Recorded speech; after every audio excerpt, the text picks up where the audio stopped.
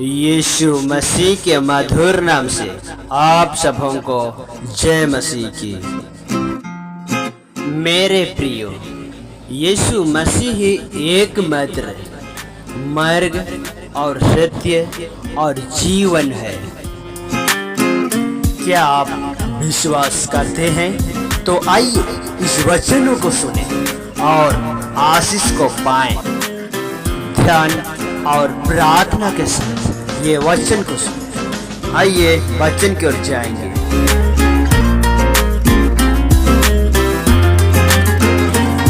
आदि में वचन था और वचन परमेश्वर के साथ था और वचन परमेश्वर था।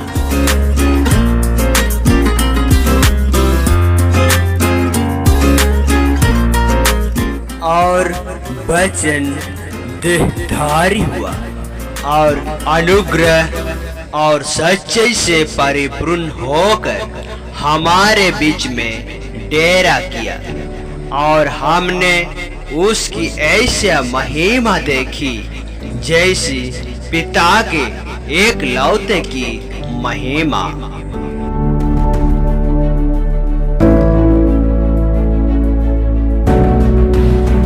वह तो अदृश्य परमेश्वर का प्रतिरूप और सारे सृष्टि में पहिलौठा है, क्योंकि उसी में सारी वस्तुओं की सृष्टि हुई, स्वर्ग की हो अथवा पृथ्वी की, देखी या अनदेखी, क्या सिंहासन, क्या प्रभुताएं, क्या प्रधानताएं, क्या अधिकार, सारी वस्तुएं उसी के द्वारा और उसी के लिए सृजी गई है। और वही सब वस्तुओं में प्रथम है और सब वस्तुएं उसी में स्थिर रहती है।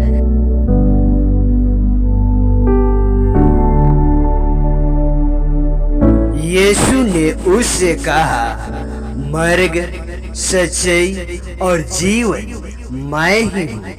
बिना मेरे द्वारा कोई पिता के पास नहीं पहुँच सकता।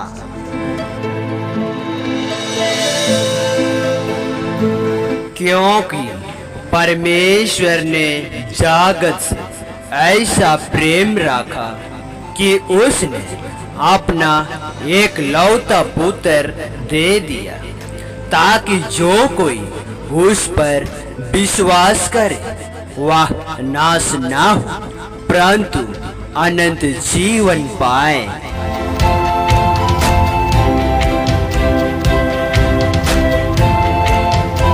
यीशु ने उससे कहा, पुनरुत्थान और जीवन मैं ही हूँ। जो कोई मुझ पर विश्वास करता है वह यदि मर भी जाए तो भी जिएगा।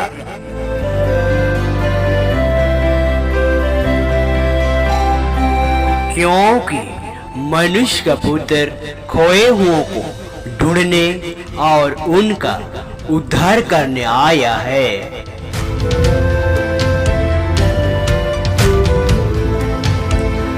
यीशु ने उनसे कहा, जीवन की रोटी मैं हूँ।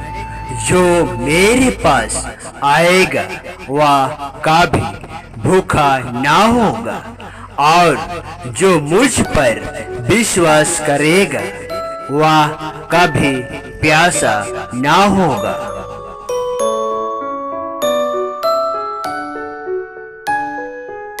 चोर किसी और काम के लिए नहीं परंतु केवल चोरी करने और घात करने और नष्ट करने को आता है। मैं इसलिए आया कि वे जीवन पाएं और बहुतायत से पाएं।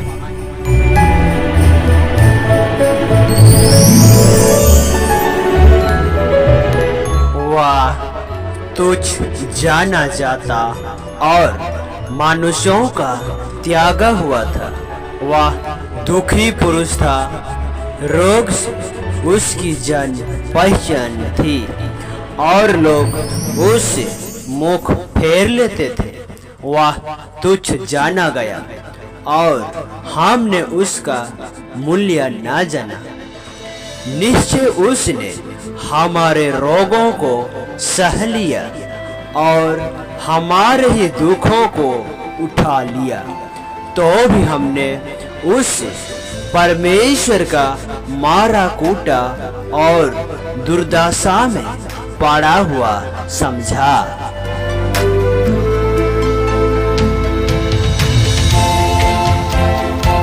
परंतु वह हमारे ही अपराधों के कारण घायल किया गया। वह हमारे अधर्म के कामों के हेतु कुचला गया। हमारी ही शांति के लिए उस पर तड़ना पड़ी कि उसके कोड़े खाने से हम चंगे हो जाएं। हम तो सब के सब भेड़ों की नई भटक गए थे। हम में से हर एक ने अपना अपना मर्ग लिया और यहोवा ने हम सबों के अधर्म का बोझ उसी पर लद दिया।